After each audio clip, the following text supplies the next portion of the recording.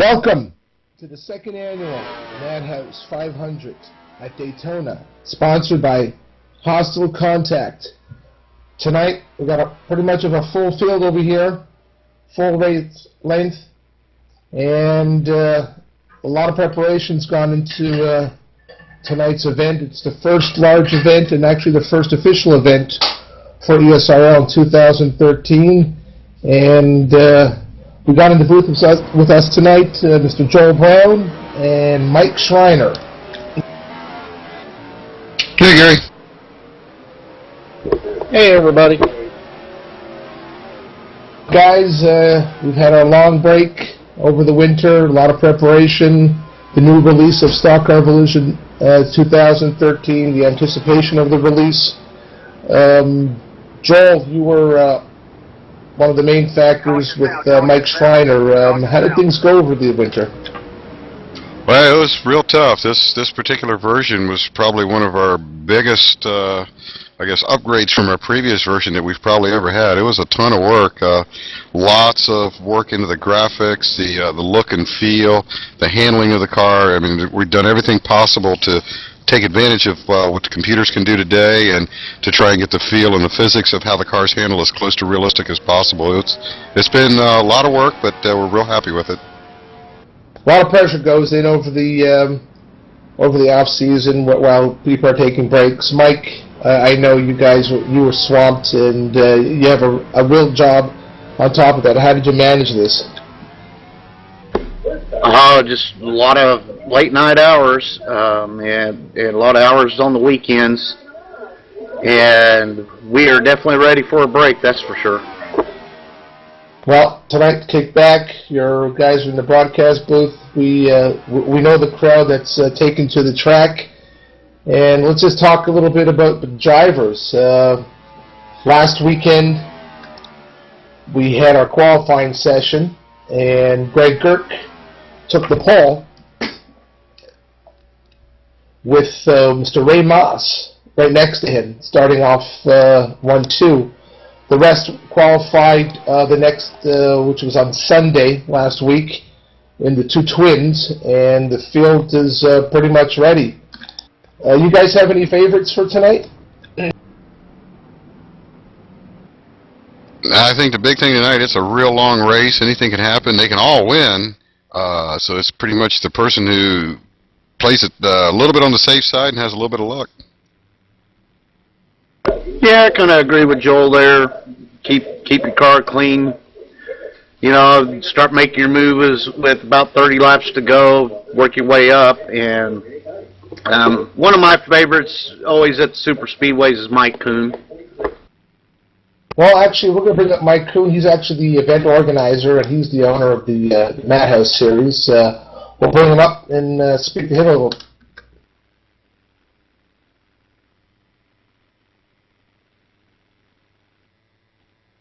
Mike Kuhn, you got Gary Madu up here in the booth.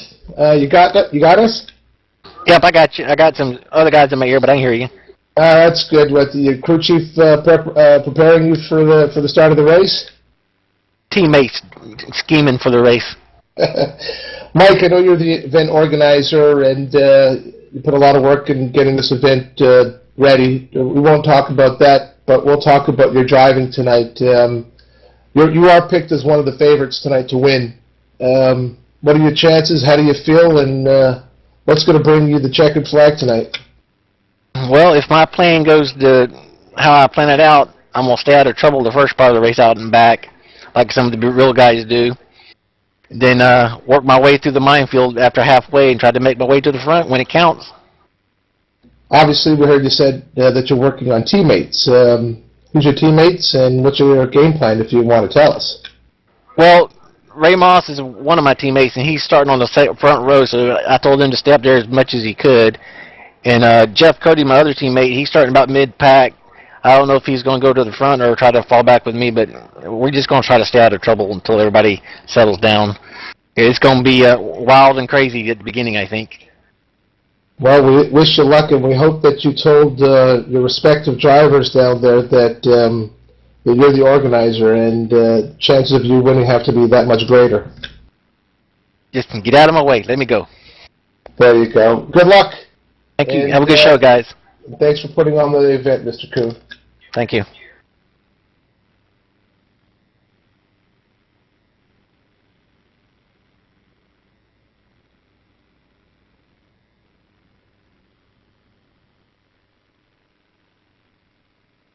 Need to move me back down, guys.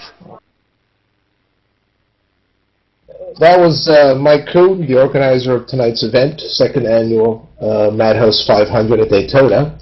We're going to bring up also Phil Stocks. He was last year's champion, 2012 champion, and we're going to ask him a couple of questions, and hopefully one of the guys in the booth will have some questions for him.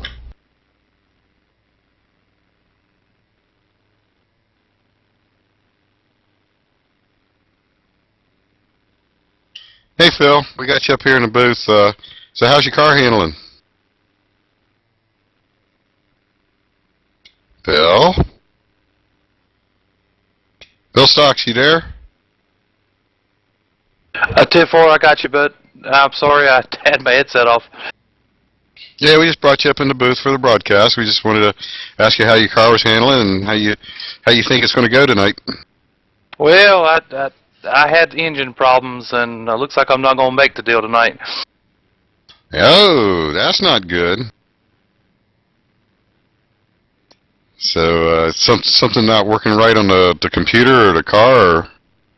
Yeah, I was out there in warm-up, and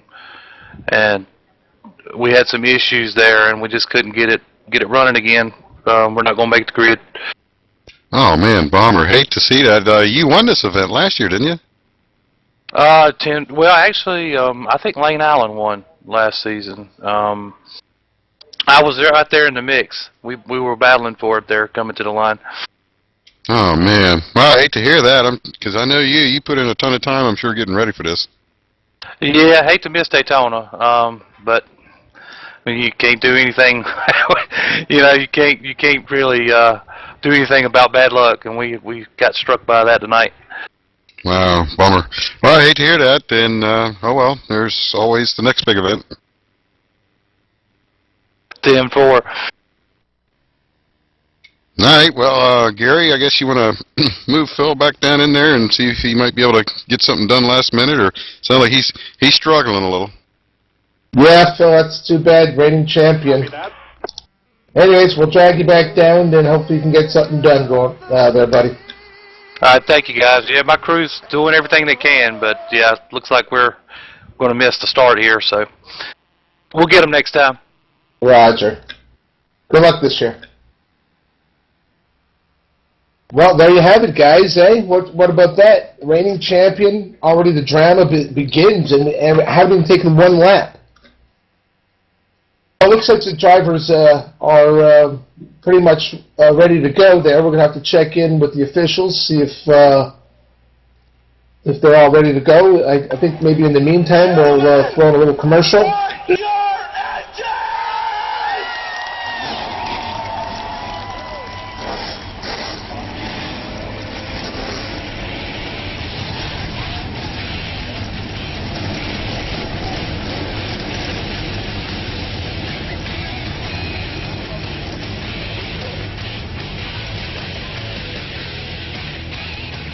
Well, cars are pulling out. We'll go over the grid real quickly here, guys. Greg Gert, pole position. Ray Moss, position number 2, followed by Don Kelligrew. Terry Milford, Joe Exline, Justin Rogers starts at 6. Eddie Young, Terry Kelligrew, Warren Peed, and Ron Smith, the top 10. Then we have, starting at 11, Travis Joyner, Dan Mueller, David Beams, newcomer to ESRL. Ed Perry, John Pax, Jeff Cody in the 16th position, Mike Lee, also a newcomer, Ron Wynn, same with him, he's also a newcomer to ESRL, Calvin Russell, Steve Silver rounds off the top 20. David McConnell, Ron Blackwell, John Kennedy in 23rd, Paul Rogers, Stan Kelly in 25th, Will Prue, Jack Martell, Cody Sears, Mike Kuhn, Glenn Papp, rounding off the 30th position. Kent Thomas, Ronnie Martin, Ray Brightbell, Dennis Kelly, Terry Underwood, Brian Barkley, Gary Cross, Paul Rogers, Nate Warner, and Jason King. That's your starting lineup for the Madhouse 500 at Daytona. Green, green, green. Joe, I'm pretty excited. Like we all said, it's been a long winter, and just say boogity, Gary. Gary, the green flag's out. Well, they're off, guys.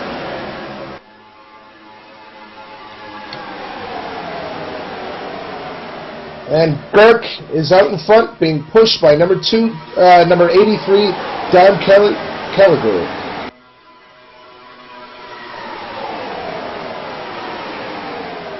Yeah, it looks like the top 4 single file, and everything else is 2x2 all the way back to the field. Yeah, it's sort of, you got to let these guys settle down a little bit, get the jitters out, try and find their dancing partner, if not, fall in position. A lot of things going on here, eh, Joel? Yeah, it looks like, I couldn't tell who it was, but somebody in the back got real close to that wall coming off of, looks like turn 4. At this point of the race, depending on where you qualified, you're not really with your dancing partner that you chose. So what are these guys looking to do right now?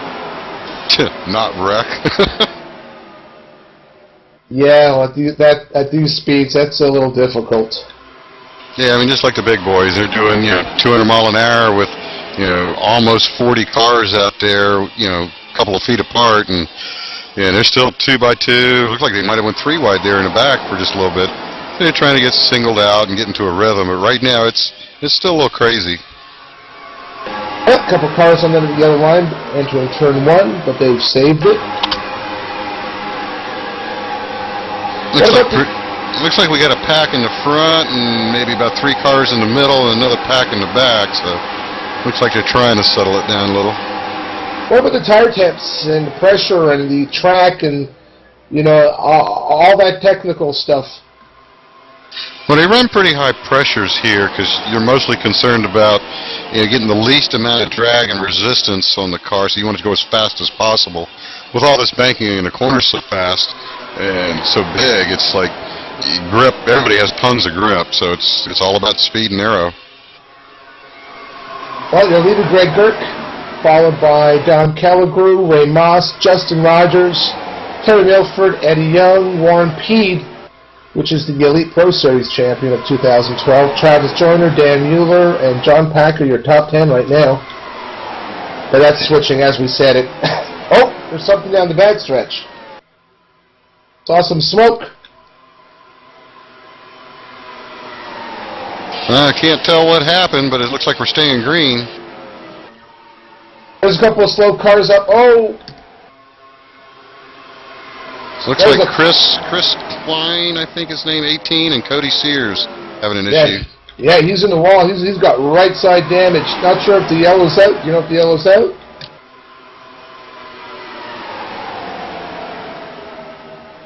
Yeah, that number 18 car's got some pretty good damage on the right front corner.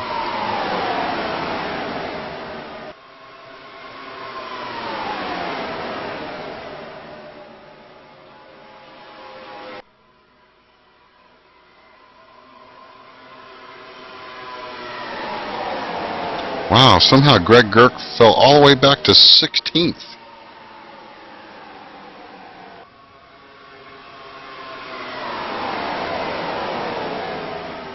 Well, that's super speedway racing. You can go from hero to zero, within a half a second. Caution down, caution down. And finally, there goes. Oh, let me see. Yeah, the caution's definitely out now. Yeah, it looked like Greg Girk was getting pushed and got loose on the backstretch there, and he just stayed down on the apron and let the cars go by and got back in line. Yeah, it's only lap 5 at 200. It's like patience is everything. Well, that was being patient, making sure he didn't get in a big one there. That was smart on his part. Pace car has the field. Get caught up there. Well, your leader right now is Hey, Terry road is Milford, closed, bud. followed by Eddie Young. And we have a caution here on lap 5 of the second annual Madhouse Daytona 500, sponsored by Hostile Contact.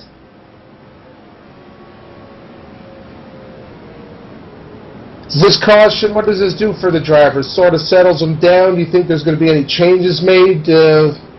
What's going on right now? It's not what they wanted to see. They wanted to get settled down. Now it's going to bunch everybody back up again. They got to basically, it almost feels like a restart for them. So people are not going to come in for. Is there enough laps to make any changes to fuel up your car, or still too soon? They might come in. You might see some 2-tire stops or maybe just some fuel stops. I doubt if anybody's going to take 4, and they haven't run enough laps yet to see if they even want to make an adjustment. You got to figure it takes them 2 laps just to get up to full speed, and then a couple of laps start feeling it out. So, they'll probably just get 2 tires, fill it up with fuel, and come right back.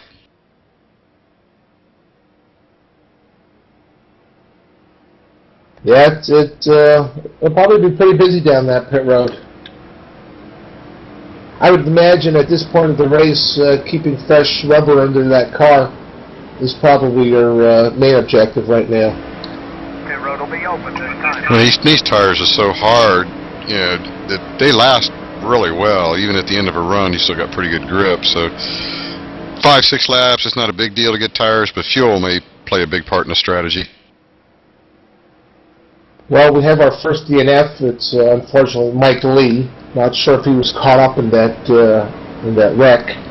Most guys are staying out. Terry Milford stayed out, and looks like only a handful of guys are coming down pit road.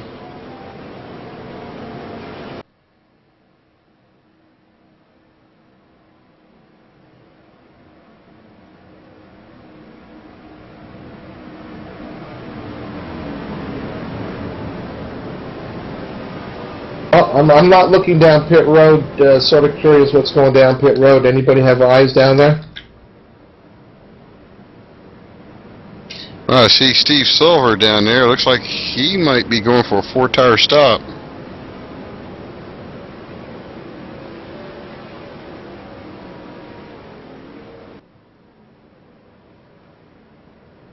Yeah, Mike Lee. This is Gary up in the booth up here. You're out of the race. What happened? It's Murphy's Law, man. Just gets all set up for this, and all of a sudden, 2 laps in, and the internet connection drops and resets. Oh, all that hard work last week and throughout the week. Yeah, but you know, it happens. It is one of them things. How you react to it is going to determine how you act in life. You know what I mean? So it's good. I hope these guys have a good time. It was fun. 2 laps though. Yeah, I was going to ask you, how was it there on the start, taking the green flag with all the cars on the track? That was pretty wild. That's the first time I've ever been in a big race like this with that many cars, and I was just a rookie, just trying to keep it clean. Got separated on that big pack, and just hanging there in 15th, 16th in that big pack. I was content. Well, sorry about that luck, but the good thing is that you have still another 6 days left of racing over here at ESRL. Yeah, man, it was fun. I was enjoying it. It'll be 1 to go. Well, sorry for your luck, and hope you watch the rest of the broadcast, my friend. I probably will, and still talk to my teammates. Yeah, I'm quite sure they can use an extra set of eyes out there. Yeah, we'll do. It gets a little hairy sometimes, and it's good to have somebody else looking out for you. Well, thanks for dropping by, Mike, and we're glad you're not, no damage was done, just an internet issue. Yeah, man, thanks for having me. Okay, bye-bye. Well, you know what? Not only do you have cars to worry about, but you have on this internet gaming thing, you got internet issues to look for. That's probably got to be the worst. Dropping out of a race because of a technical issue. That's sort of like an electrical issue in a car in the real world, eh, Joel? Kind of like what Joe Nemechek almost had at the beginning of the Nationwide race today when it started smoking inside his car from an electrical short. Well, even internet guys are vulnerable for technical issues, but right now I'm not sure if we're going green this lap. But Yeah, we are. It's coming to the green. okay, the grid is all set. You have Terry Milford leading the way. On the outside is Travis Joyner. This is our first restart of tonight. Hopefully won't be many of those, and I'm quite sure, just like the first start, these guys are a little nervous because, like you said, Joel, it's way too early in the race to have a start. Oh, man, they got 200 laps to do. It's just like the big boys. It's a long race. Just get in the groove and turn laps. Well, pace car's off. Cars are all lined up. Green flag, green flag. And they're rolling.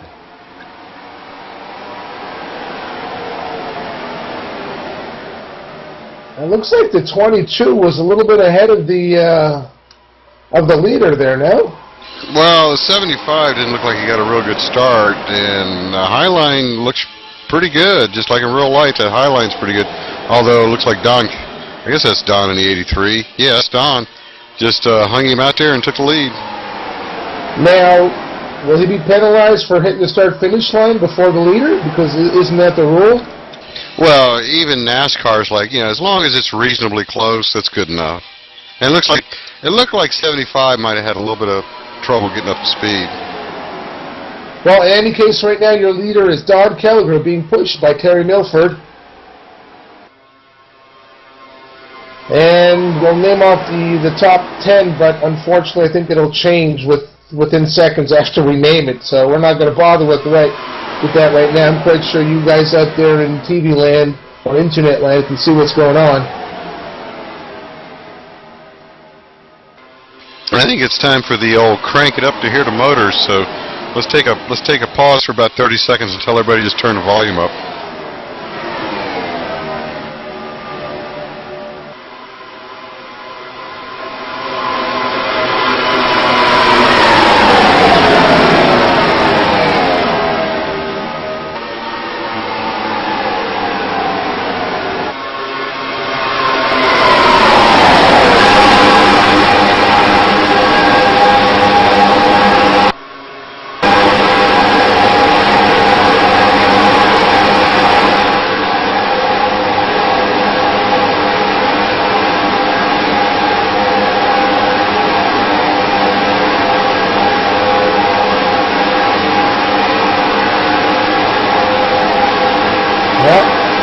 Lap 11, we're going on lap 12.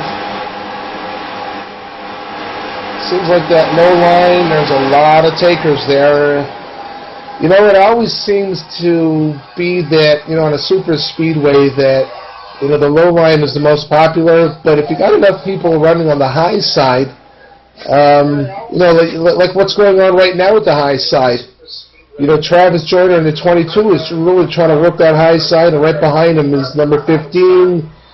Who's number 15 over here? That's Justin Rogers. That's his dancing partner. So you got a team right over there right now hooking up, driving together, which is really what you want, especially at the beginning of a race, if you can find your dancing partner.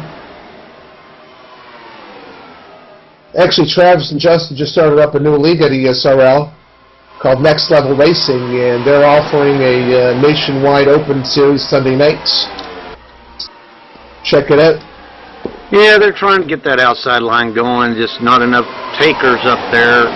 I think a lot of the guys just aren't comfortable running up against the wall right now. So I think once they get settled down, you'll see more people go to the high line, and that thing will start prevailing a little bit.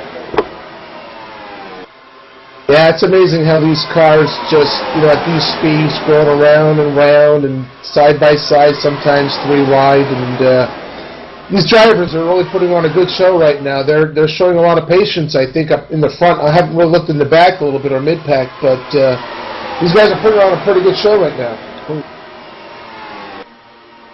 Yeah, and the little bit of cars they've got in the high line, they're making it work. He's getting up to the front again. So that's the type of race we want to see, and that's the type of racing that you see a lot of the ESRL. He's very competitive, respectful for the other driver. It's just a great place to race, eh, Mike? I agree. You know, a lot of guys help each other out, and it just makes the overall racing that much better and competitive. And we've got a new leader in Travis Joyner right now, getting pushed to the lead there. Well, that high side's rock and rolling, man, and let's take a look at Travis Joyner here. He's going to take a lap here. He's going to lead a lap at the Daytona 500 Madhouse.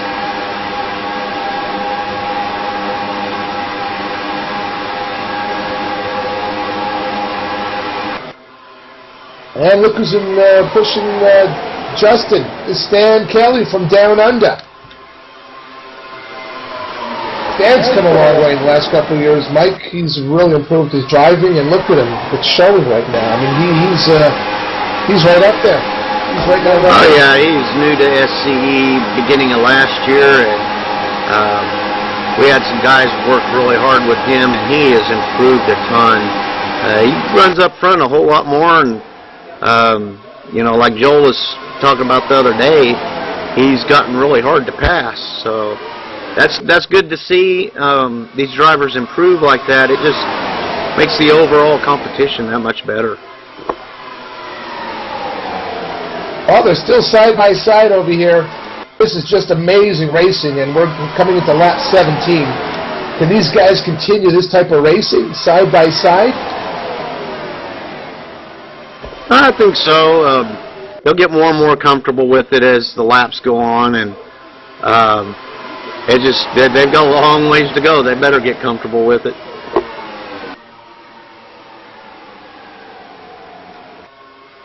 You know what? You don't really see cars shuffling too much. They're pretty much staying in line, even though Stan got on the wall there a little bit on the front stretch. He seems to be having a little control problems right now. Maybe a tire going down. Well, you're going to get a little jitters going on with this many cars in the field. It's a pretty good strain on the server. But got some rock-solid servers over here with Hostile Contact as a main sponsor with us, and looks like they're holding pretty good, and the guys aren't jumping around too much, holding their lines pretty good. So we'll see if they get settled down and see how solid this thing stays throughout the whole 200 laps. Don Kelliger is still your leader, followed by Terry Milford, and who's pushing him is Mr. John Pack. Ray Moss. That makes my open.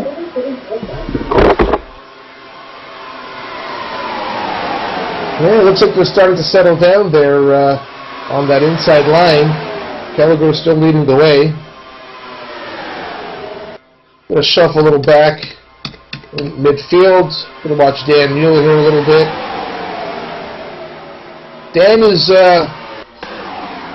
definitely not a rookie for super speedways, and he's just sitting right now nice and pretty in 17th at the back of that lead pack, which is what I like to do, and I know Mike, when we're on the track, we sort of like to hang back too. What do you think he's doing? Trying to stay out of trouble. It's a long race. But you got to be a little bit careful there, no? Because you don't want to lose that draft. Oh, he'll be fine. He'll hang on to it. That's kind of what he's doing. He's back as far as he can and not lose the draft.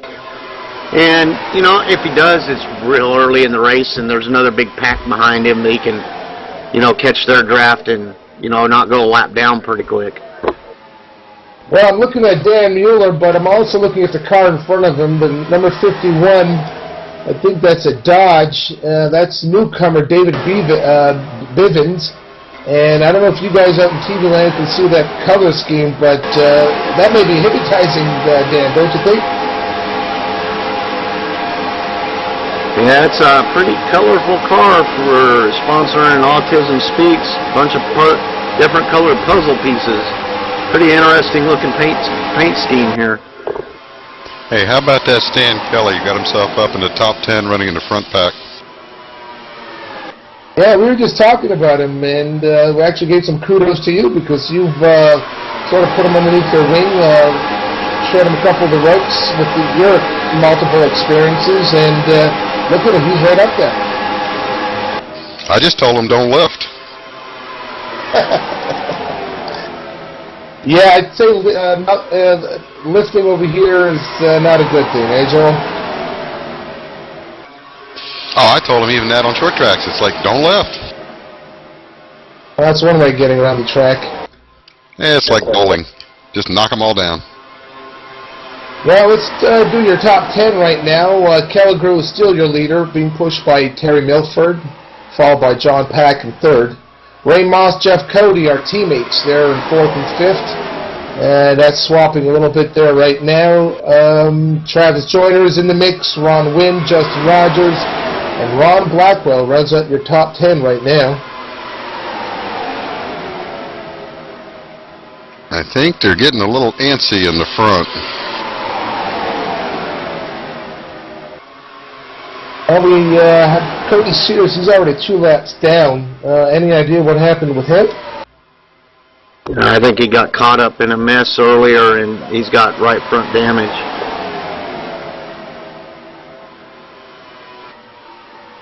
It's going to be really hard to catch that lead pack if you've fallen out of sequence, right, guys? Nah, they're running 2 by 2, so they're not running as fast as they could. If they all got in line, it'd be tough, but there's so many cars running 2 by 2 that, yeah, pack in the back, if they got lined up, they could catch back up to them.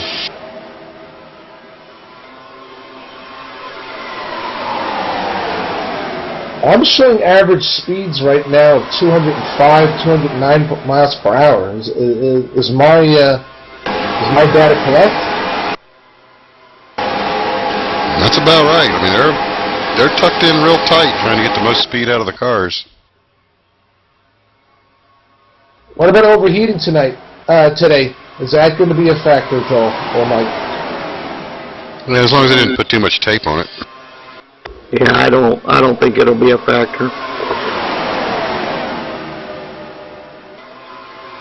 Well, your leader's still Don Calico, and Don's been with ESRL and SE for quite a Whoa, they're getting a little dicey back here. 22 and the 49 were bouncing off each other coming off the turn. Oh, had a car getting the wall back there too. He's still going, but yeah, they're getting a little jumpy, getting antsy, I think. Yeah, they just need to work on settling down again. That's why we're talking about Dan Mueller hanging out back there. Is exactly what's going on now. Guys starting to dice around too much. Yeah, that was Travis Joyner and Warren Peed. Yeah, they came off the corner and kind of bumped doors a little bit, and that was close to being the big one. Oh, the lead pack right now seems to be breaking away from Gary Cross and Dan Mueller, followed by David Beans, which is right now sitting currently in 16th. Bevins. Name's David Bevins. Oh, David Bevins. Stan Kelly's fallen off the lead pack. Yeah, I think they know it's like a long race. Let's just get in the back, just kind of cruise and relax. Well, Mueller and Bevins have caught the lead pack again, so just to show you the drafting, and at these speeds, as long as you maintain a certain speed, you're not going to fall off.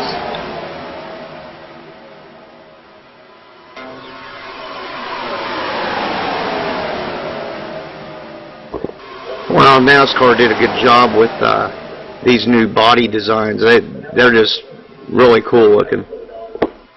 Yeah, let's talk a little bit about that as far as the development.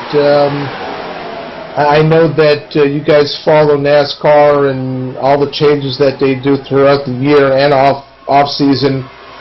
How difficult is it to prepare, especially the car models for the upcoming year, which will be now? Well, you got to kind of wait till NASCAR releases a final version. We've got a group, Omega Racing. They do a bunch of modeling work for us, and they did the Cup models this year, and I think they did a phenomenal job having them ready in time with, you know, waiting for changes that NASCAR makes. So, you know, they're probably not 100% accurate to what the Oh, we final. got a caution. Got a caution.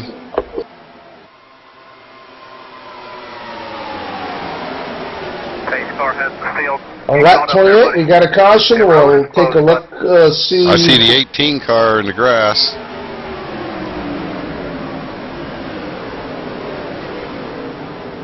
And 34C, Jim, don't know what his last name is.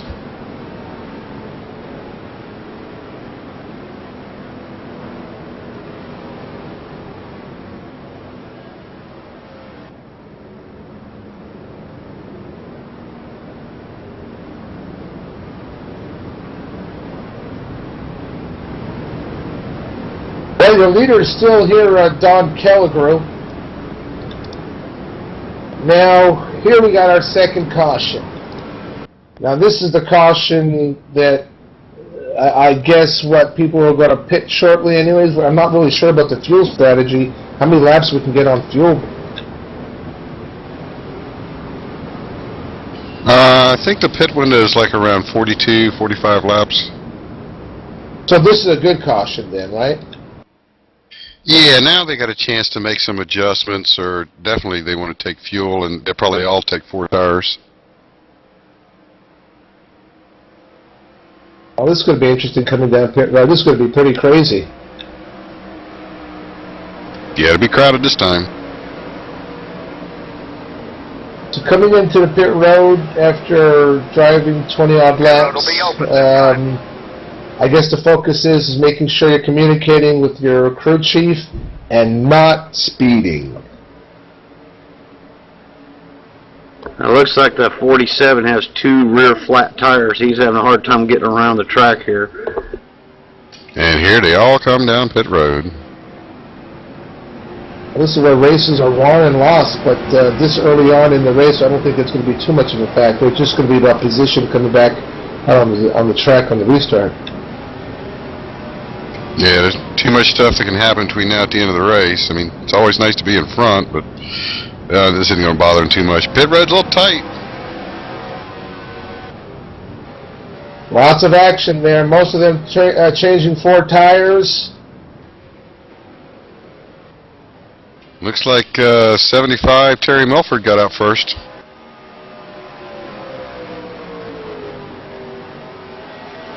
Looks all clean. Oh, we got a car that's going reverse. He's having problems on his pit stop. I think that's David Bevins again. He's having a rough night. Yeah, it looks Chris. Looked like Chris Klein is struggling. Right, Chris Klein, that's right. Yeah, he didn't get his car in the pit box just right, and the crew couldn't service it.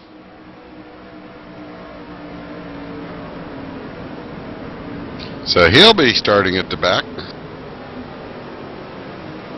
Well, according to our leaderboard right now, we have Ed Perry coming out, followed by Greg Gert. Calvin Russell's up there, Terry Milford, Don Kelligrew.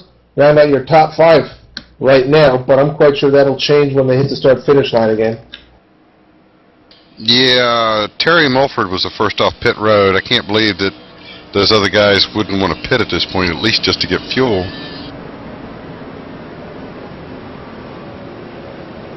Well, this is where I think where strategy comes in, and maybe with with your teammate, dancing partner, fuel strategy could be a lot of things. But it looks like the number 8 here, I think he's a lap down, is going to be coming in for service.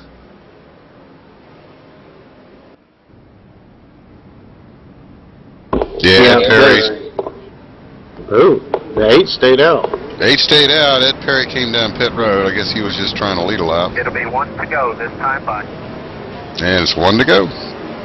That's Cody Sears, and we may have a wave bias this time, so even though the track will issue a green flag, I think Mike Kuhn or Ray Chandon and Bob Chandon, who are the officials tonight, will hold the green and line them up.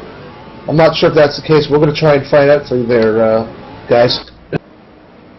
Yeah, if it's a wave around, yeah, the pace car will go in, and then Terry Milford will continue to pace for a lap and let the guy go ahead and get his lap back on the wave around. Interesting is that Stock Revolution created a plugin, a rules plugin. Joel, I know you're one of the main guys for that. If you just want to tell the audience what it does. Well, it's just trying to keep up with the rules that NASCAR puts in there for, you know, lucky dogs and wave arounds and other types of penalties and things like that. So just makes it easier. So when NASCAR makes a rule change, we have a plug-in where we can, you know, make those modifications right to the game itself, and that way we can kind of keep current with all the rules. Now, is this available only for Stock Car, and was it created only for Stock Car Revolution, or can anybody use this? It only runs with Stock Car Revolution. You heard it, folks. You don't run Stock Car Revolution, you don't get the right rules. That's just some of the goodies that you guys do over at Stock Car Revolution. Yeah, because the two big things that people wanted to plug in was the double fall restarts and the lucky dog to work with the latest NASCAR rules. So, and it does all that. Here we go. Pace car is going in, and looks like we're going to have a wave around. So Terry Milford will pace the field one more time as our wave around goes around and gets his lap back.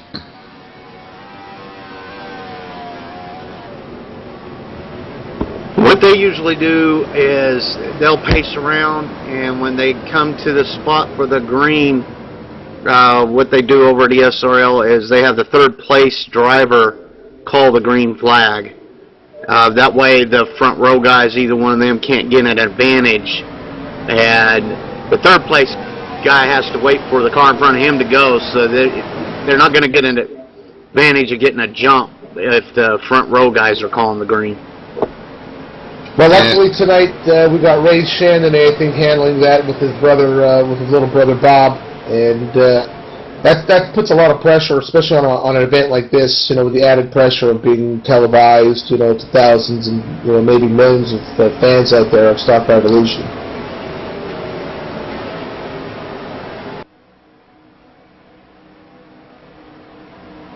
Well, right now Terry Milford is going to lead these guys to a green flag on lap 32. And I'll run down the top 10 quickly here for you. Terry Milford is leading. Don Kelligrew, Ray Moss in third. Warren Peed, Roy Wynn, David Bevins, Dan Mueller in seventh. Glenn Papp, Kent Thomas, and Mr. Dennis Kelly rounding up your top 10 right now.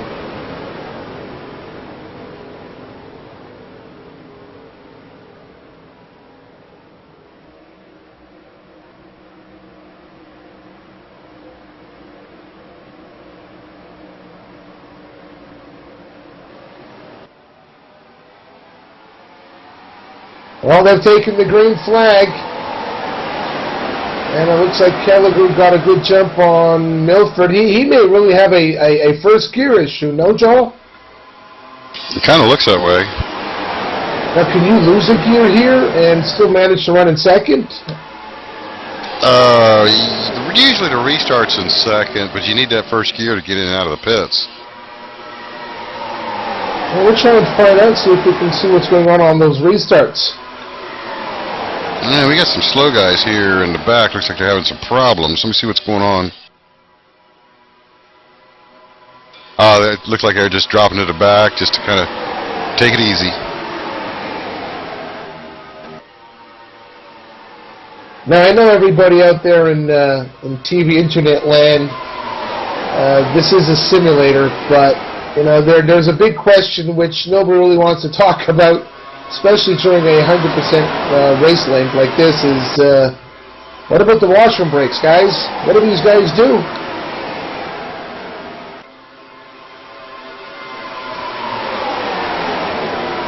Grin and bear it. They hold it. Well, Don Kelligrew is still leading over here right now, here in the second annual Madhouse Daytona 500. This is a sponsored event by Hostile Contact, our friends at Hostile Contact, who've definitely are a partner of Stock Revolution, and also a sponsor for the ESRL Stock Revolution Elite Pro Series, which is a Sunday night invitation-only hardcore series. The pride and joy of ESRL. You know, a lot of these guys are new here, Mike and Joel. You know, they have run throughout the last couple of weeks. They, you know, obviously they've come in through other leagues and other series and stuff. I don't see. Actually, I do see a couple of them up front right now. As a newcomer, and I know you guys have been here, you know, since the beginning of ESRL and SCE. What do you think? What's going through their mind? Do they want to push it? Do they want to just, you know, they're happy where they're at, make a move later on?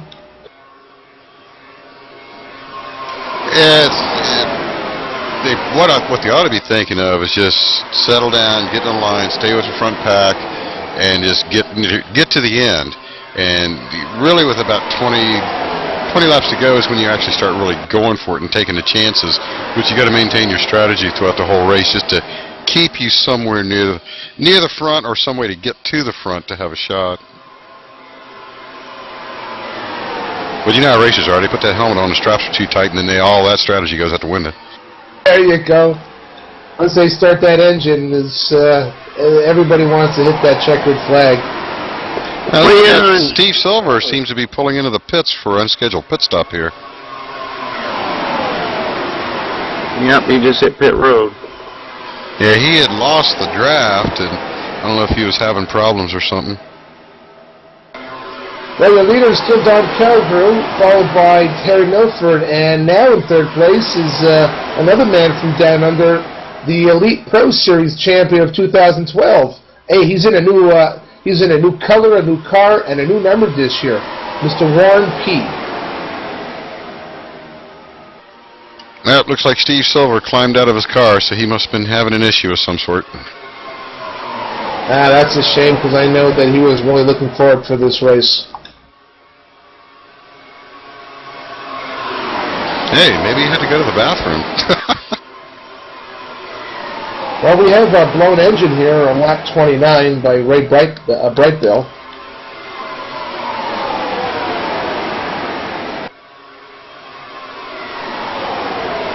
Well, it looks like overall they're behaving and trying to get some laps logged in here. Says long race, and like Joel said, you know, you get on the track, you want to just go, and it's super speedways. You get a good run on somebody, you just want to keep going, and you got to have that patience to back off the throttle and just kind of stay in line and ride around, and you know, buy your time till the end. One of the things sometimes the guys need to think about, and I always tell this to people, it's like, especially these long races, don't wear yourself out. I'm not even talking a car, I'm just talking, don't wear yourself out at the beginning.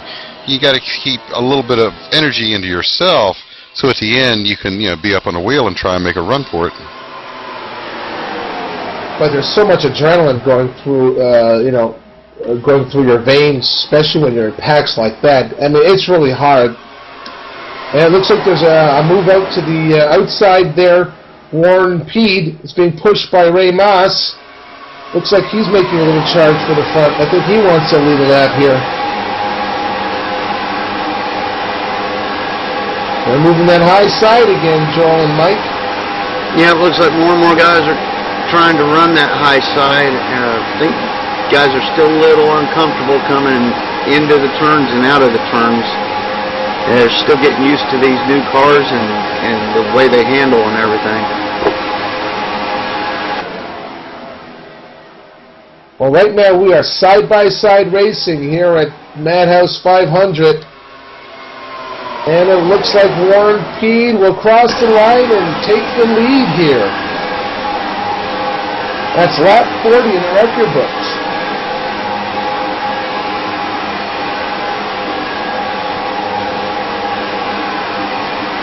Warren Peed's a hell of a driver. We've known him over the years, and he's really excelled in the Elite Series by winning it last year. Mike, what do you think was one of his key factors of winning the Elite Pro Series last year at ESRL? I think it's consistency, always being up front and trying not to have that bad race during the chase, and I think that helped him out a lot. And you know, he had a bunch of wins too. He led the series with wins last year, and you know, him and Phil Stocks. So and those two battled it out to the last race. So it's definitely consistency. That was definitely an exciting end to last year's Elite Post Series. It came down to the wire between Phil Stocks and Warren Pete. I think they're only separated by one point going into the last race at Homestead, and like you said, unfortunately, Stocks had a little trouble there in that last race. But we're back here live, and Warren Pete is leading these boys, and that low line has seemed to be dominating again.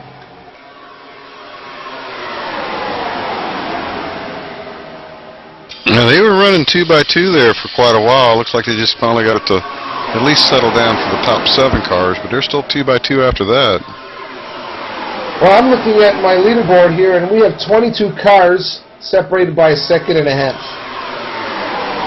Yeah, the pack in the back just kind of cruising, taking it easy till the end.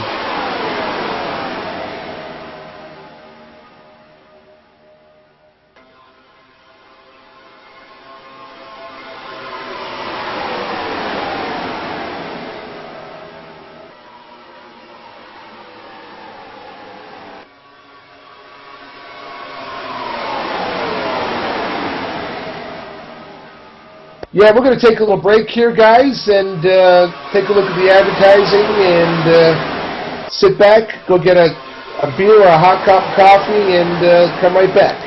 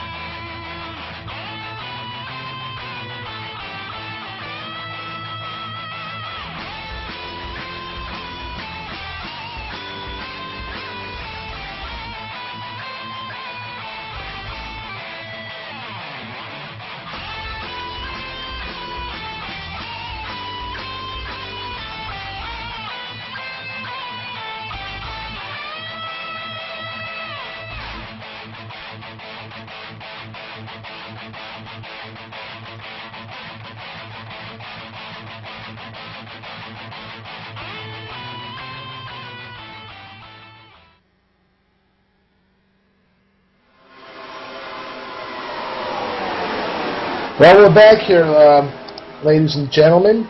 We're looks like the guys are about to take lap 47, and your leader is still Warren Pete, being pushed by Ray Moss in that 24 car.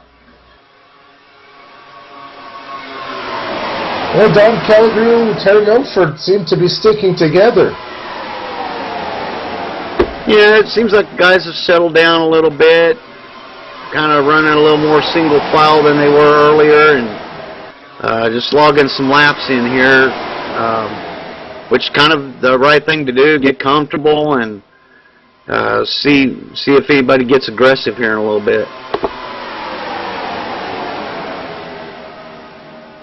What kind of changes are going on the track now with the temperature rising, you know, the rubber building up on the track?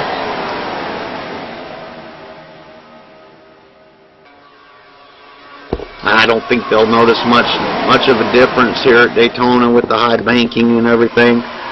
You know, the car may get a little tighter, a little looser here or there, but it should handle about the same pretty much through the whole race. Yeah, and probably near the end of the race, if the temperature drops, you might be able to put some tape, more tape on the front grille and go a little faster, but that's probably about it. Right now I'm showing track temperature at 97 degrees, so that's starting to heat up. Well, then they could have a problem if it's heating up. They might have too much tape on the grill, and they'll start overheating. Well, what happens in a case when you start overheating? You have to back off, go into the pits right away. You risk hurting your engine. Well, yeah, they definitely got to back off a little bit. Probably drop to the back or something, just where they don't push the motor so hard. Or they may have to pit and pull some tape off of it, depending on how much heat they got in that motor. But you'll see the steam pumping up through the overflow on the radiator if they get too hot. That's not a good sign. And then Warren Pede's going to lead him on lap 50. So we're a quarter of this race in the books.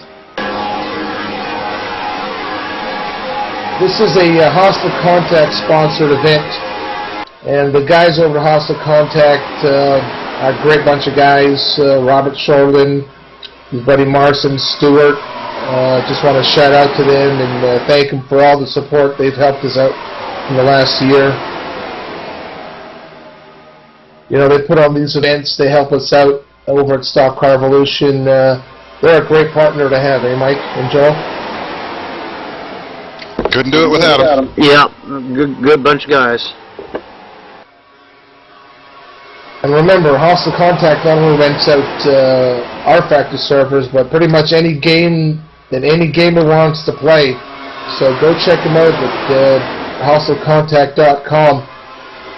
I know a lot of people that watch these races are first shooter gamers, and you know, they're a great company to have on board as far as renting servers.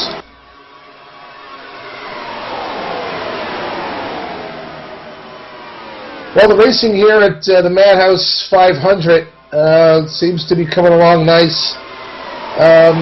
This field is comprised of many different ESRL members, a lot of them running different series.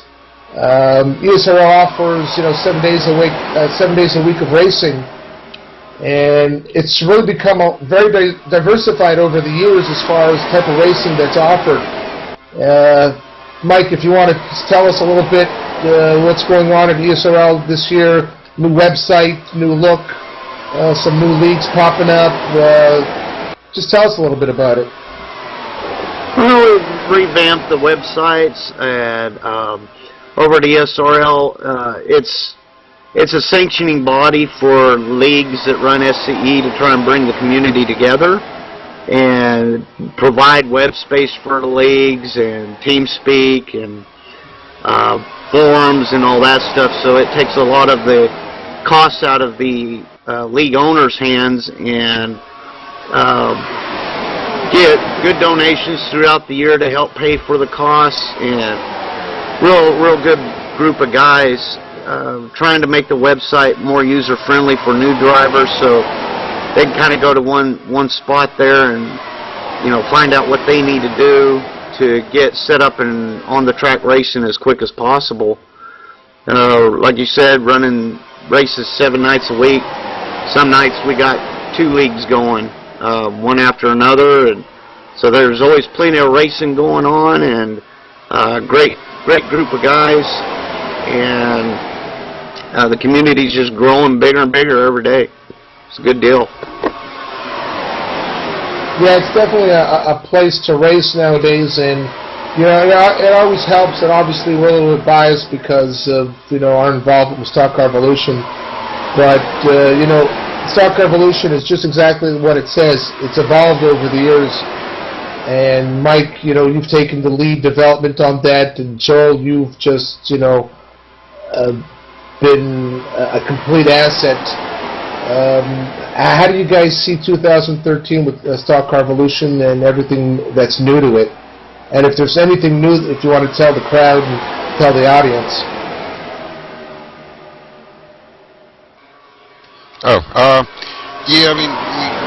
There was a ton of work done into the graphics and look and try and get the realism of the sun beating down on the cars and the shininess, but we also had a chance to measure up real NASCAR Cup cars and nationwide cars and trucks, so the detailing that we have into the actual feel and handle and the way the car reacts to changes, it's as close as you're going to get unless you go out and spend a couple $100,000 and buy yourself your own car. So we got it measured down to the nth degree as how a real car actually works. So we're real excited about 2013. We finally had a chance to get to that level of detail we've been wanting to do for quite some time. I know you're not going to like me for putting you on the spot, Joel, but you have a lot of experience in real-world racing. If you just want to tell everybody your experience and your knowledge that you put into Stock Car Evolution. Yeah, I've done NASCAR racing from the NASCAR wheel and late models to did Hooters Pro Cup, did ARCA, NASCAR Truck Series, Busch Series, where my last driver when I was in the Busch Series back in '05 was Regan Smith, who actually moved on to the Cup Series. And then I did a little bit of Cup racing too with Hermie Sadler was our driver, Jimmy Spencer came out and drove a race, and Mike Garvey, who was a big champion in the ASA Series when he tried to make a go of it in the Cup Series. I worked as his engineer for him, which actually first time him and I went to Pocono in the Cup car, we ended up finishing the highest rookie finish of the race with a 25th place finish in Cup Series. First time we either one of us saw the track, so we were pretty proud of that. Actually, even led a lap too, so that was pretty neat. And I still do the NASCAR Wheel and Late models and NASCAR K&N Series today, and plus I own my own car too that I occasionally drive. Yeah, tell us a little bit about the K&N Series. I know we spoke about it, and you're excited about a certain ESRL member who's a good friend of yours. Yeah, the K&N Series, there's kind of all these different levels of racing you have to work your way up through, which the NASCAR wheel and late models is kind of like for your weekend warriors at your local short tracks, and then the K&N Series is a more professional series.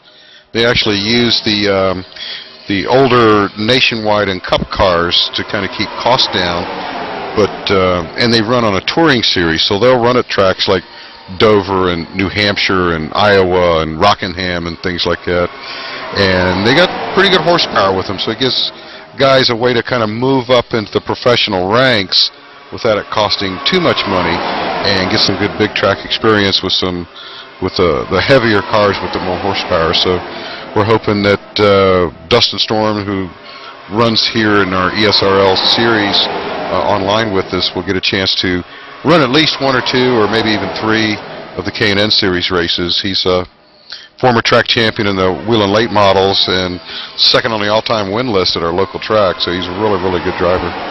Hey, sorry to cut you off there, but I'm starting to see a little bit of smoke in the lead pack there. I'm not sure who it is. Any of you guys see that? And they're bouncing a little bit. It looks like Patience. And it looks like it's that 25 car. He's starting to smoke there, guys. He's overheating. It's not a good thing.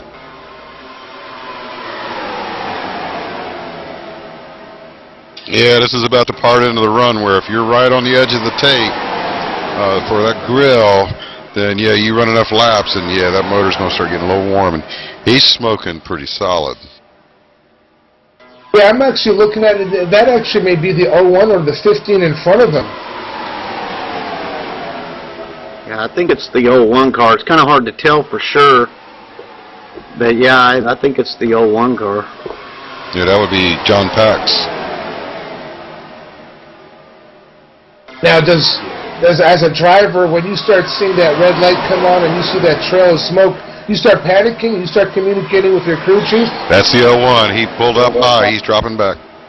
Yeah, he's dropping back. I think he's gonna just kind of cruise around and buy some time here. It may be too late though. Yeah, he's been smoking pretty constantly for the last lap and a half, and it'd probably be smart if he pulled it in and took off some tape, no? Well, if he can get the motor cooled off, looks like he might he dropped to the back. I don't know if he's still smoking or not. Yeah, I'm not seeing any smoke right now. Well, he could actually stay out on the track, probably lose the lead pack, obviously, but not smoke as much, and when he comes back into the pits, I'm quite sure they'll do some work to take off some tape. Oh yeah. Yeah, I don't see any more steam coming out of that motor, so at least for the moment he's okay, but yeah, he looks like he definitely lost the draft. Well, I hate to say it again, guys, but your leader is still Warren Peed, followed by Ray Moss and Terry, Don Kelligrew, Terry Milford, David Bevins. Oh, Justin Rogers swapped positions with him, and look who's up front, guys. Oh, they're coming up onto a slow car, but look who's up front knocking on the door, guys. It's Mike Coonan in the 25 car. He's a lap down, I believe, Gary.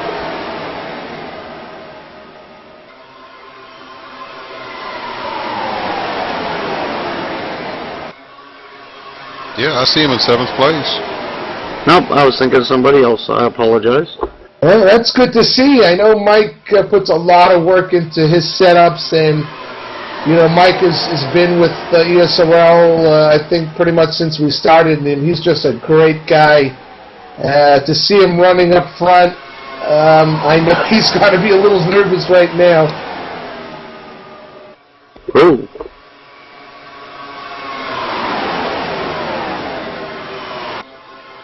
Well, we're coming up to lap 65. Now, are these guys starting to get physically tired, mentally tired? Because you're starting to see guys move around a little bit more. I think they're getting a little mentally strained, and they're just going to have to kind of overcome that and get their second win mentally.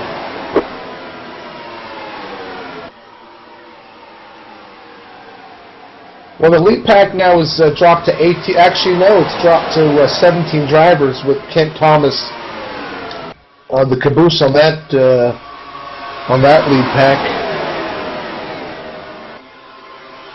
They have another big, large pack there headed by Ed Perry, and he's followed by Greg Girk, their pole sitter, Calvin Russell, Gary Cross from Down Under, Jeff Cody, who's been with ESRL for a long time, who's a hell of a driver, and your man from Down Under, Stan Kelly, he's in the 26th position. Now, these damaged cars in the back, strategy, what do you guys know what's going on back there?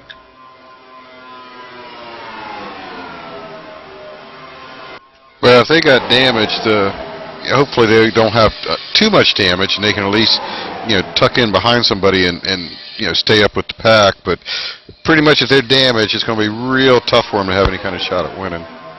Yeah, looks like we got the 45 of Ronnie Martin pulled it into the pits.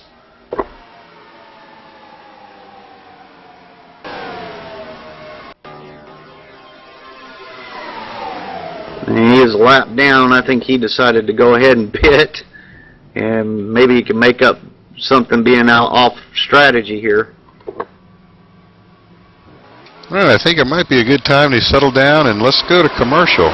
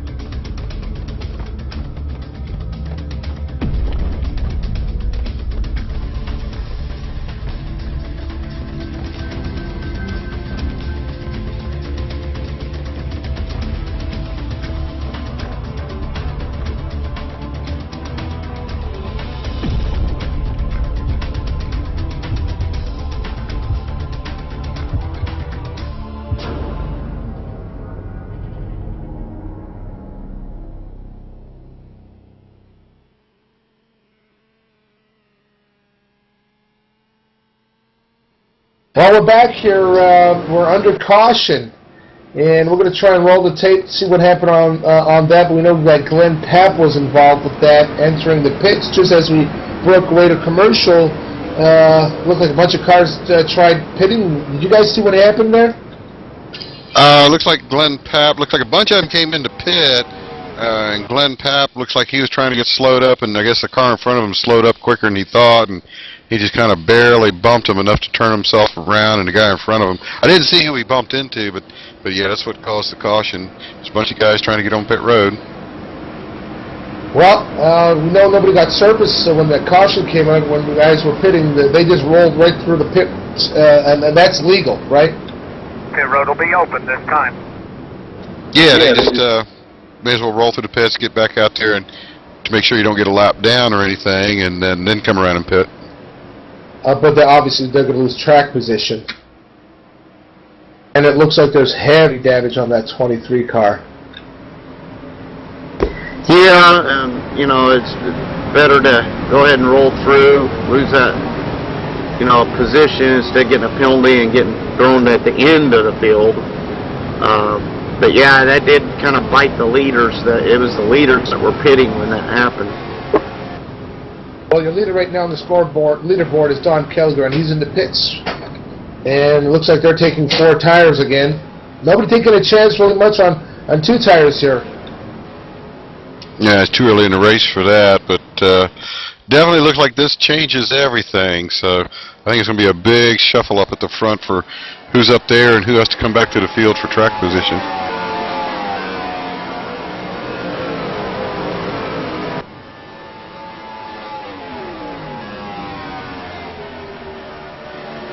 Well, we're under caution here. We're at the second annual Madhouse 500 at Daytona, sponsored by Hostile Contact. Actually, we want to give a big shout out there to Mr. J.D. Webb, the cowboy himself.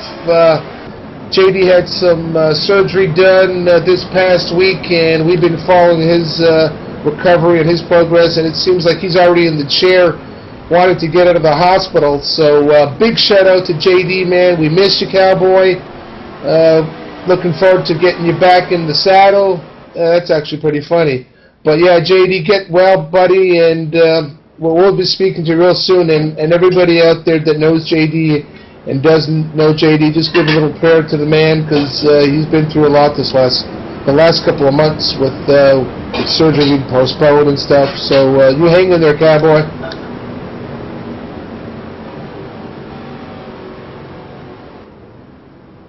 Well, right now I'm showing here leader of the race on lap 71, coming up lap 72 is Ray Moss, but you may be ducking into the pits. What do you think, guys? Nope, he's staying out there. And it looks like you're going to have a bunch of wave-bys. Yeah, I think we're going to have about 3 wave-by cars. It'll be 1 to go this time by.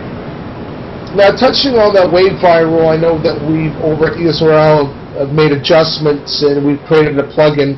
But we're always striving to make this experience as real as possible, and you know, a lot of effort goes into running these races. You know, not including, you know, we're not talking about development, but you know, the admins and the owners of all the respective leagues. You know, we got to mention people like Ray Chandonnet, Ray Moss, Jeff Cody, Mike Kuhn, Phil Stocks, Dan Mueller. You know, there are just so many people that really you know, make the things happen at ESRL. It's not a one-man show. It wasn't created for that. So, you know, all the kudos goes up for everybody over at ESRL.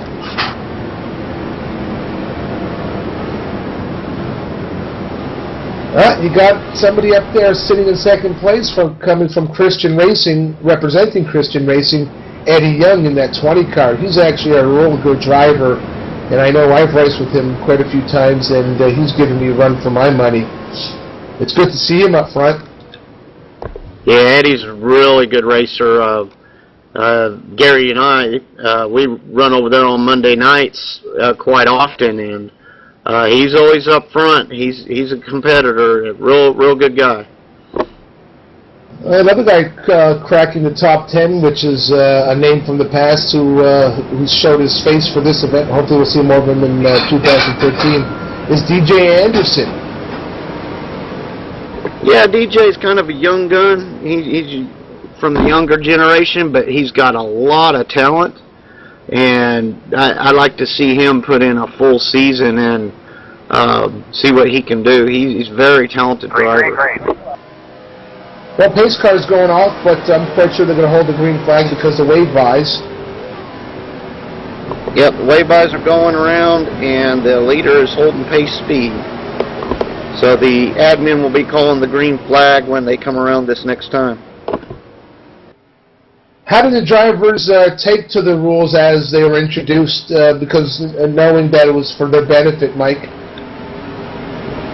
Sometimes they're apprehensive, and then once they go through the process a couple times, you know, us owners over there get together and talk about this stuff on what we can do to make things better. And after they see it's going to work, and it does work better, they just embrace it, and they love the way the format is for us to try and keep the process as realistic as we can according to the real NASCAR rules, and they just seem to love it.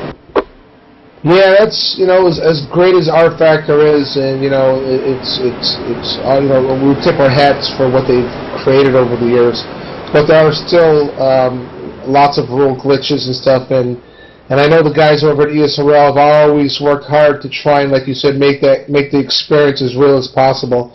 But we're about to go to green flag here, take the green here on a restart on lap 73, and your leader right now is Ray Moss. Ray's chosen to take the inside line. On the outside is Eddie Young, and followed in third place right now. On the bottom line is Terry Milford, and who do you have up front, on top there? I think that's Don Kelligrew. This should be a very interesting restart, guys. Any changes in how they're going to take this restart, or just fall back to the same thing you're doing before? Well, they'll probably ride around double file for a while and then kind of get settled down and probably end up back single file for a while. Kind of let things settle down a little bit. So we're not going to see any crazy stuff there, right? You never know. It's Daytona. Yeah, that's one thing about Daytona. Everybody loves to hate the super speedways, but meanwhile you have great turnouts for all these big, large events, especially with the super speedways. Well, the leader actually got a good jump and crossed the line first this time. Well, there's a new for 2013 at ESRL. The right guy took the green flag.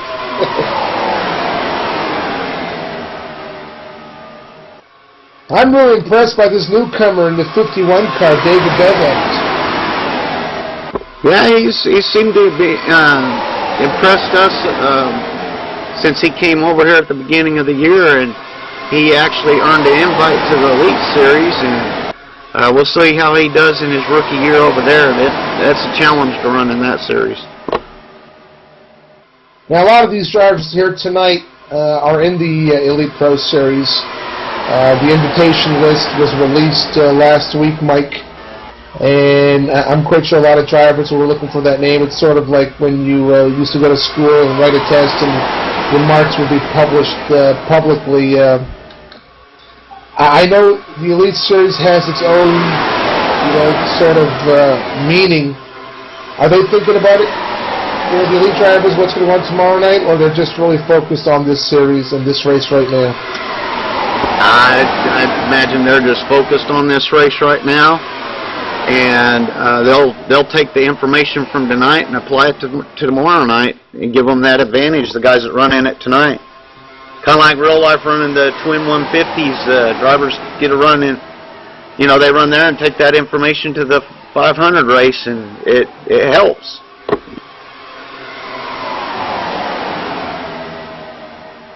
Well, same thing's going on again. You have that low line, which is poking out in front a little bit, led by Ray Moss.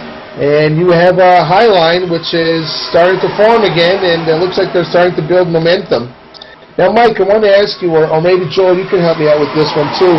is that, you know, we know in the real world that there's an existence of side drafting. Is that affect looks like we got contact. Oh, they saved it. That was pretty scary. Back to the question, is the side draft effective here and apparent?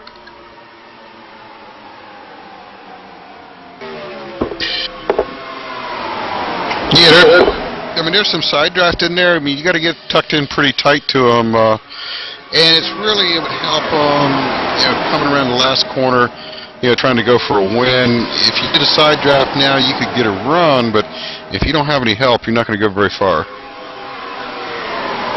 Well, these are approaching a slow car. This is always interesting, but luckily it's being done on the back stretch.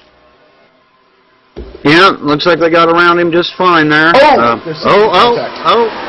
Almost spoke too soon. A little bumping going on. Almost looks like short track racing and rubbing fenders there.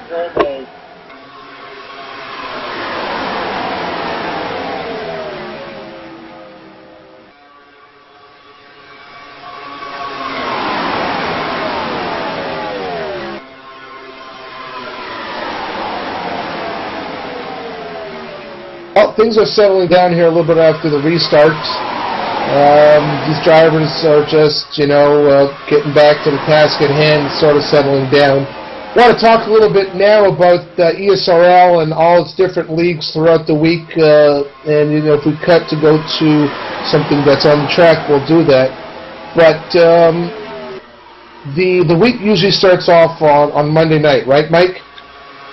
Yeah, we start off Monday nights with Pros versus Joe's series.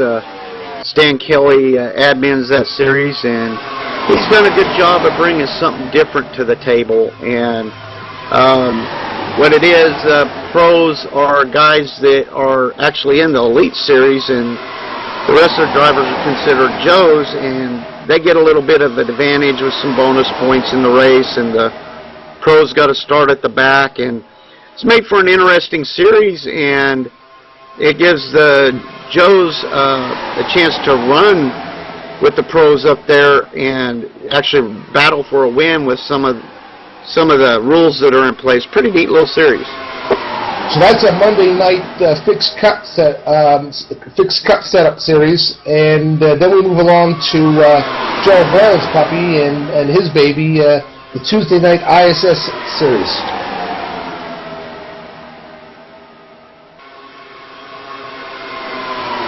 Joel will be with us in just a second. But yeah, Joel's one of the founders of the ISS series, and we'll have him touch on that here in just a second.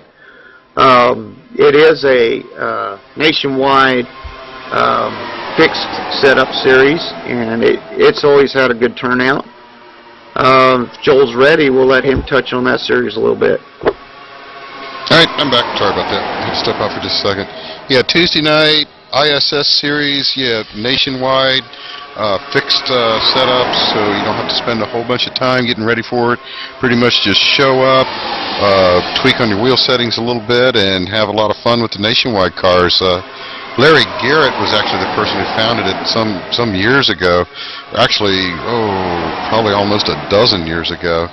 And since then, he's turned into a professional musician and actually is now starting his tour in a country band playing drums.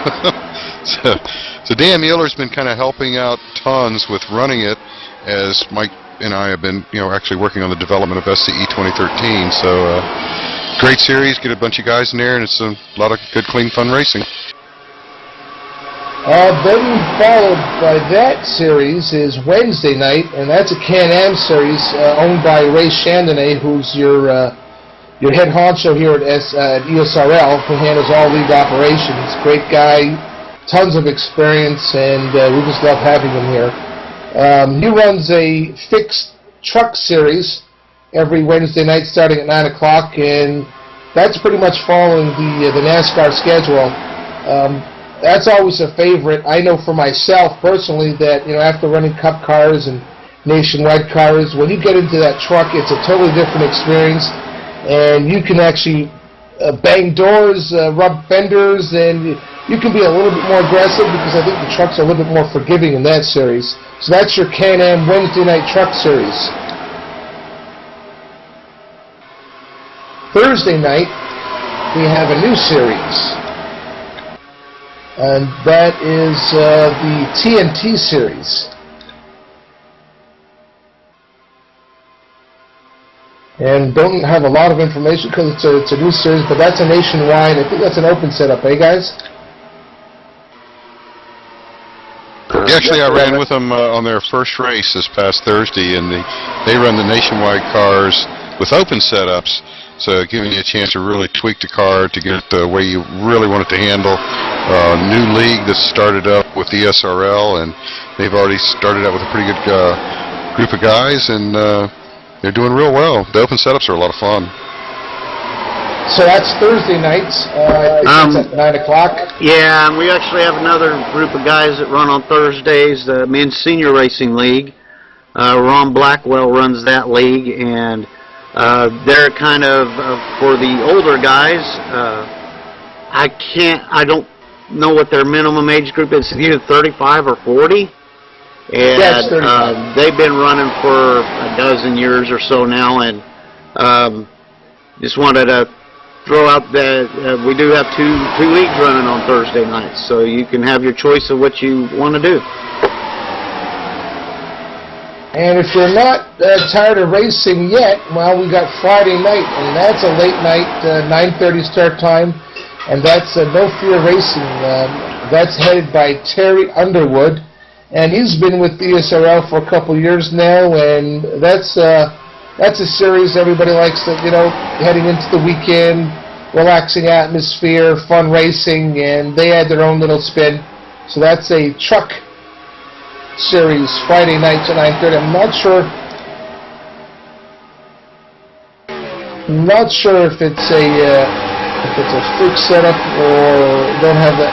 Actually, no, it's an open setup series, and it's pretty popular with the ESRL crowd.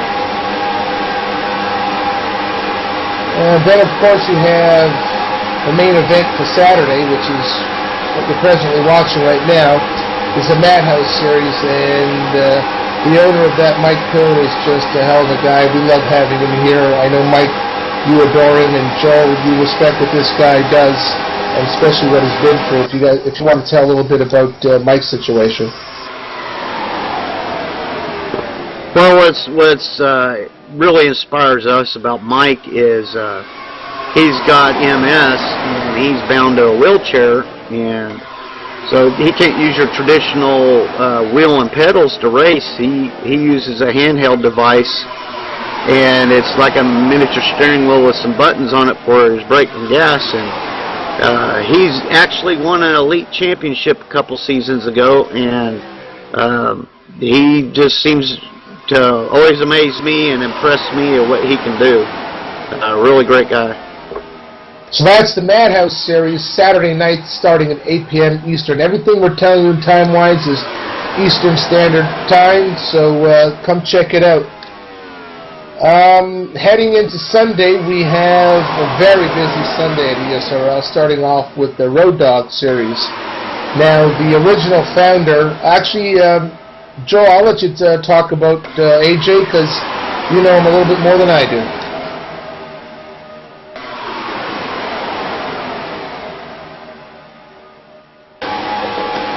I'll touch on it. Gil Doc, he goes by AJ as well, but he founded the Road Dog Series, and he's kind of gone into retirement, and he passed it on to Nate, I believe, and Nate's done a good job of taking over this series. It started out as a hardcore series, open setups, kind of like a preliminary series to prepare for the Elite Series race on Sunday nights, and it's kind of carried on that tradition. Nate's kind of catered to the drivers, and he asked them what they would like to see and everything, and he's done a really good job with that. It's a fun little series to run in on Sunday mornings. So that's Nate Warner, the owner of the Road Dog Series now. That starts at 11 a.m. Eastern Sunday mornings, and that shadows also that used to shadow the Cup Series. This year I don't have the schedule out in front of me, but all the information that we're telling you, ladies and gentlemen, is all available at the ESRL site. Just click on the respective series and it'll bring you to the website. It's very easy, what we've done with the change with the ESRL websites, so go check it out. Another series, actually this is a new series, it's Next Level Racing, and that's headed by Travis Joyner and Justin Rogers. And this is actually a new series to ESRL, and it is a sort of slash type of hardcore open setup nationwide series, and this is basically catering to the drivers that didn't make it in the Elite Series. So they're a new series. They start at 8:30. Come check them out if you're not running in the Elite Series. We always encourage everybody to support as many leagues as possible in ESRL, and come support that new series, the Next Level Racing, at 8:30 Sunday nights. We also have another men's senior racing league Cup Series on Sunday nights at 9 o'clock, and Ron Blackwell, like Mike said, he owns that, and they've run that series for I think at least 6-7 years, and they're a great bunch of guys, and like Mike said, a little bit more laid back, not as competitive as the other leagues.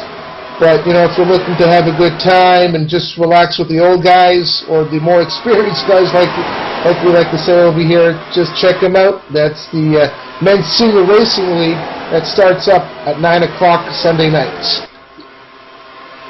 And our pride and joy at ESRL, Mike and myself started this off many years ago as International Sim Racing League.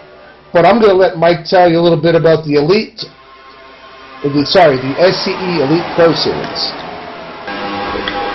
We started this off as a venture 5-6 years ago, and it eventually became the Elite Series when we got together with Ray Chandonnet and Joel Brown and kind of started up the umbrella with ESRL. Got a lot of good action going on the track right now. Oh, we got a bump there. They held on to it, so a lot of good action going up front. We created the Elite Series to be like the Cup Series in real life and run the whole 36 races, follow the schedule, the rules, and everything. And it's just that upper echelon series that we like guys to strive for and consider a pro-type series, open setups, and it's just a real challenge for guys to work on their setups and be a champion in that series. You get one champion a year. Unlike the other series, they break it down into several seasons throughout the year, and it's a pretty neat ordeal. Everything's unique over here, so you got a bunch of choices at ESRL and all the leagues that run over here, and you got your choice to do. Just come and have some fun.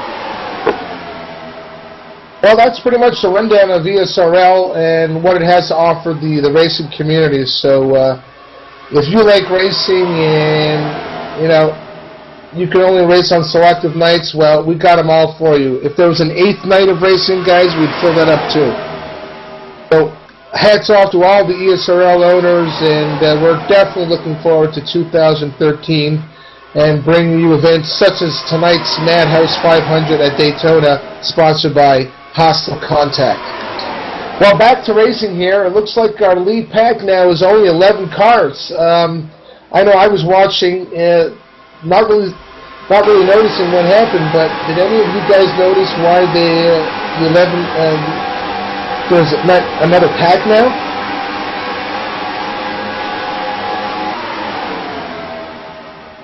Well, I guess that means no. So I'm quite sure you guys out there watching sort of saw what was happening as we were plugging our ESRL. Well, right now you got Terry Underwood as your leader, followed by Eddie Young, Warren P. Terry, Milford, Mike Kuhn rounding up your top 5.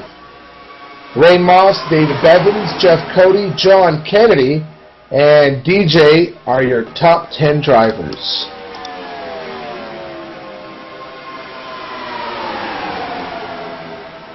Well, I'm not sure when they're going to be pitting next, but it looks like it's just, business as normal out here, Joel.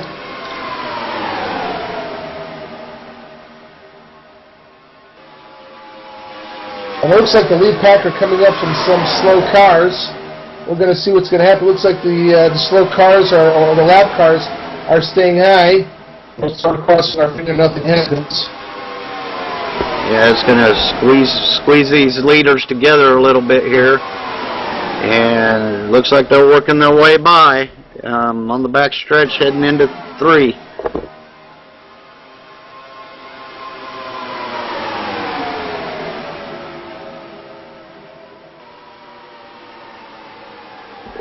Had a few scary moments there. Cars get to jumping around a little bit, but the guys have shown their talent and have held on to it and not wrecked. So it's been kind of fun to watch here. These guys side by side, lap after lap. I bet they're just having a blast. Yeah, I'm quite sure there's a lot of white knuckles on those steering wheels.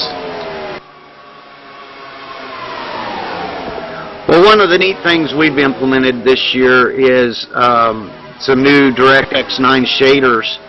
And if you notice while you're watching the broadcast here, as the sun gets lower angles, when you're looking into the sun, that you get a good glare off the track. And kind of keep an eye on that, and you'll notice it. We've got a caution. We've got a caution is out. Well, we're at the crossroads, and we were going to go to a break over here. We're not sure if our technical crew is going to still take us to a commercial, but there is a caution here on lap 100, and your leader right now is Terry Underwood.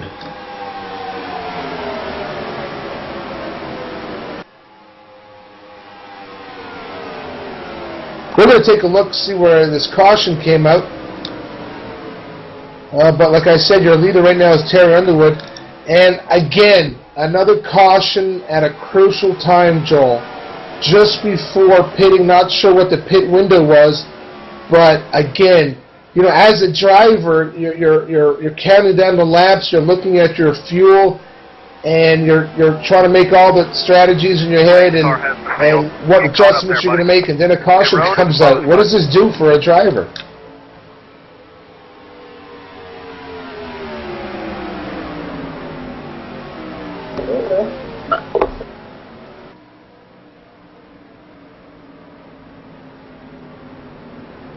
Well, Joel seems to be having a little technical issue there, but yeah, caution out here on lap 100. And what we're going to try and do, if we can, once the cars get settled down here after getting service, we're going to try and pull up a driver here, Terry Underwood, who's leading the race right now.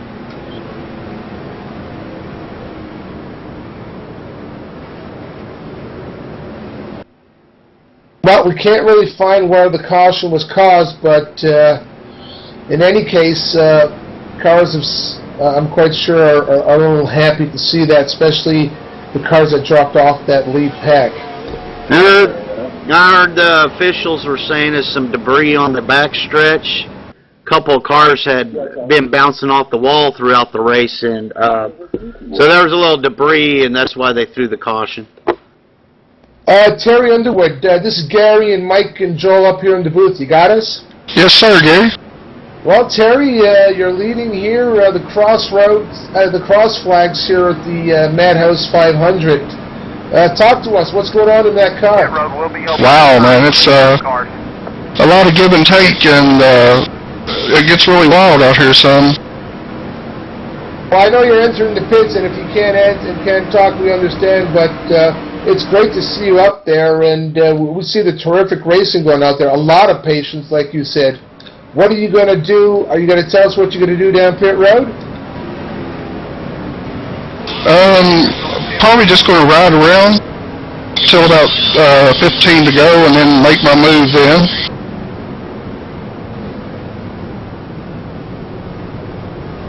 How's the conditions out there in the car? Is it hot? How's the car handling? Car's handling really good. Very hot. Got lots of Gatorade. Good to go. Well, we see you coming down pit road there, buddy. we'd like to see you back there on top there. Good luck with the rest of the race. Thanks, Gary. Well, that was Terry Underwood. And right now on the leaderboard, we're showing a change in leaders, but we're not sure if that's just because they're out of pit sequence. But I got here the 45 of Ronnie Martin. Yeah, that's who I'm seeing leading as well. We'll see if he decides to pit here or not. I don't know if he pitted or not. Wasn't paying attention. Ronnie Martin actually got the lucky dog, so he's got to fall to the back of the field. So that means that John Kennedy would be your new leader across the start-finish line, right? That's the way it looks. Well, John Kennedy's been around here for a while. He's no stranger to being up front. Good to see him up there.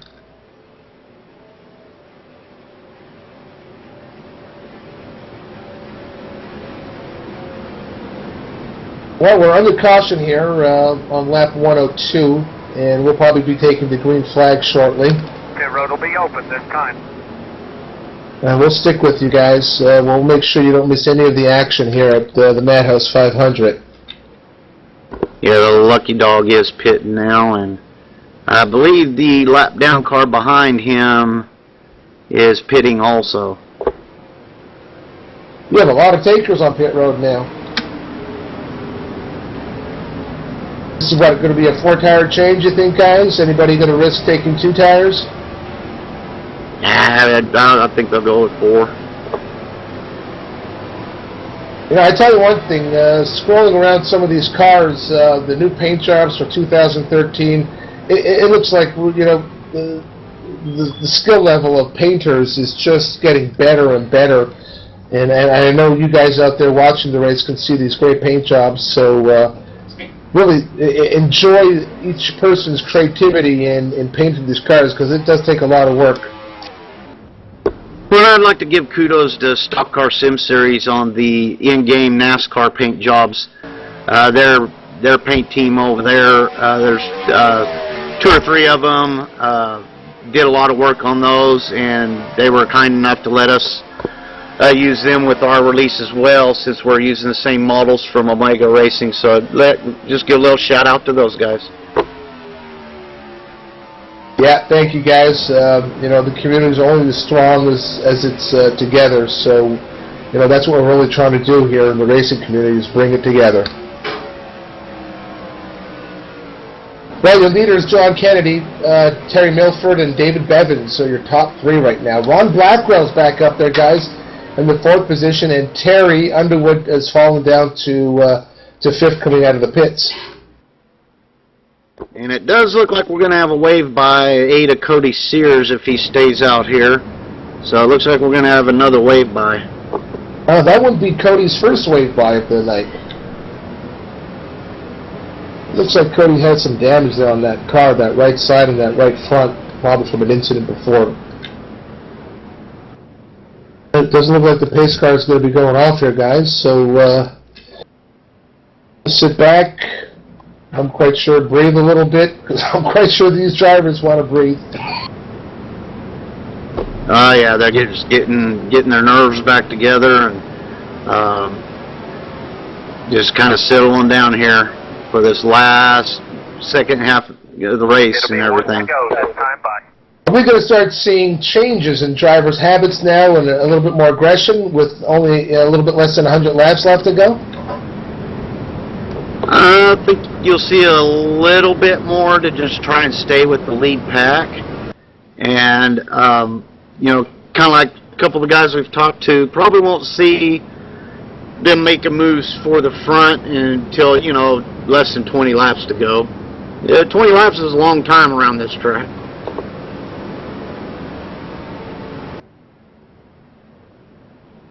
Well, we're still in the caution here, and they should be going green, not this time, but next time by.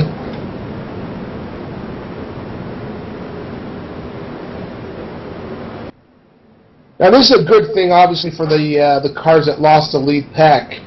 And I think that's where you're going to see the aggression level maybe increase, because I think by cars dropping and losing the lead pack, they don't want to lose it right now, even though there's still a lot of laps, like you said, Mike. But I think we are going to see a little bit more aggressive driving. Well, and the track's not getting any slicker. It's holding about 97. It's gotten a little bit cloudier, so as the temperatures rose, the track temp hasn't gotten up any higher. So the cars aren't going to be slick on the track like we were expecting. Kind of holding steady there with that.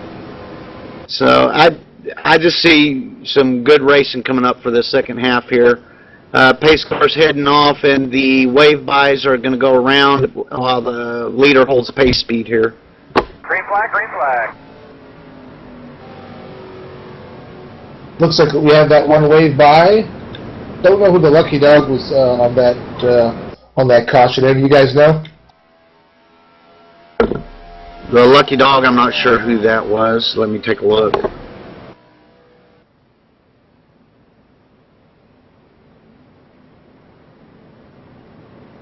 Well, your leader is John Kennedy. Yeah, it was the 45 that we were talking about earlier. Ronnie Martin, he was the lucky dog that time. That's a second chance to get back on to the lead lap. Well, another thing we've added to the game this year that people may not notice right off the bat unless you turn your time skill up in game is we've got dynamic clouds. Clouds build and go away, and we're still working on some stuff for our next update, and some really neat things we're trying to do with dynamic weather and everything. But we do got clouds in there, moving sun. Gets at night, the moon shows up, moves, and so some neat graphics we've added this year that you may not notice while you're in the car racing, but it just really adds to the immersion. Some guys have noticed that and kind of freaked them out a couple times. Yeah, I know. We saw some forum posts about that moon and the space station, which is pretty funny to look at. But we're here. We're going to be taking lap 105 away. That's pretty much in the books right now. We're going to be heading into lap 106. But it doesn't look like they're lined up to take the green flag. Yeah, they don't look 2 by 2, so I'm not sure what's going on here. It looks like they're coming down pit road.